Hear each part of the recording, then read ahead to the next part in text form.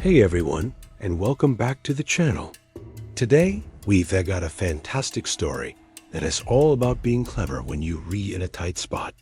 It's a classic tale you might have heard before, but we're going to dive deep into the lessons it holds.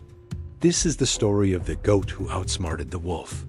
So get comfy, and let's begin. Once upon a time, in a beautiful green meadow bordered by a dark and mysterious forest, a young goat was happily grazing. The sun was warm, the grass was sweet, and the little goat felt like the luckiest creature in the world. He was so busy enjoying his delicious meal, nibbling on tender clovers and fresh daisies, that he didn't notice he had wandered far, far away from the rest of his flock. Suddenly, a shadow fell over him. He looked up, and his heart leaped into his throat. Standing right there, with hungry eyes and a sly grin, was a big gray wolf. The wolf licked his lips. Well, what have we here? He growled, his voice low and menacing. A tender little goat, all alone. It seems today is my lucky day. The young goat's mind raced. He knew he couldn't outrun the wolf. The forest edge was too close for the wolf, and the rest of his flock was too far away to help. Panic started to set in, but then he remembered his mother's words. When strength fails, wit must prevail. He had to think fast. He took a deep breath to calm his trembling legs and looked the wolf straight in the eye. Instead of screaming or trying to run, the goat put on a brave face. He even managed a small, respectful bow. "Good day, Mr. Wolf," he said, his voice surprisingly steady. "I know you are going to eat me. I am small and you are strong, and I accept my fate." The wolf was taken aback. He was used to his prey screaming and running, which, to be honest, was half the fun. This little goat was different. He was calm, almost dignified. The wolf's curiosity was piqued. "You're a strange one," the wolf said, tilting his head. "You're not afraid?" "Oh, I am afraid," the goat admitted honestly. "But what good would running do? You would catch me in seconds. I only ask for one small favor before you have your dinner." The wolf narrowed his eyes, suspicious but intrigued. "A last request?" This was getting interesting. "What is it?" he asked. The goat's mind was working overtime. He needed a plan, something that would buy him time or create a distraction. He glanced around and saw a shepherd's pipe lying in the grass, likely dropped by a boy from the nearby village. An idea sparked in his mind. "I have heard," the goat began, his voice filled with admiration, "that you are not only a great hunter, Mr. Wolf, but also a fantastic musician. The birds in the forest sing of your beautiful howl." The wolf puffed out his chest. He'd never heard this before, but he certainly liked the sound of it. No one had ever complimented his howl. "They say," the goat continued, "that your music can make the trees dance and the rivers stand still. I love music and dancing more than anything. Since I am to be your meal, could you grant me one last wish? Could you play a tune for me on this pipe, so I may have one last dance before I die?" The wolf looked at the pipe, then back at the goat. The idea was absurd, but his ego was swelling. A musician, a minstrel of the forest. He'd always thought his howl was special, but to have it praised like this, it was irresistible.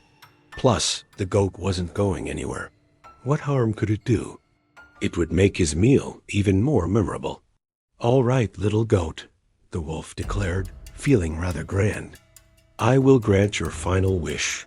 I am, as you say, a master of music. Prepare to be amazed." He picked up the shepherd's pipe with his paws.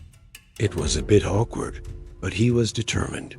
He put the pipe to his lips and began to play. What came out wasn't exactly music. It was a series of loud, shrill, and completely tuneless squeaks and squawks. But the wolf, in his pride, thought it sounded magnificent. He closed his eyes, pouring all his effort into his performance. His cheeks puffed out. The little goat didn't waste a second. As soon as the terrible noise started, he began to dance. He leaped and twirled, kicking up his heels and spinning in circles. He wasn't just dancing for show. He was dancing with a purpose. With every leap and bound, he moved further and further away from the distracted wolf and closer to the direction of his flock. The wolf, lost in his musical fantasy, didn't notice a thing. He was the star of the show, the center of the universe. The goat, meanwhile, kept dancing, his little hooves barely touching the ground as he created more and more distance. The loud, piercing notes from the pipe traveled far across the meadow. It wasn't the kind of sound you could easily ignore. Down by the stream, where the rest of the flock was drinking, the shepherd's dogs pricked up their ears. They knew that sound. It was their master's pipe, but it was being played horribly, as if someone was in trouble. The lead dog, a big, brave sheepdog, let out a sharp bark. Instantly, the other dogs were on alert. They turned and sprinted in the direction of the noise, barking furiously. They knew their job was to protect the flock, and that sound meant danger. Back at the concert, the wolf was just getting to what he considered the grand finale of his piece. Suddenly, he heard a new sound mixing with his squeaky tune, the thunderous barking of approaching dogs. His eyes snapped open.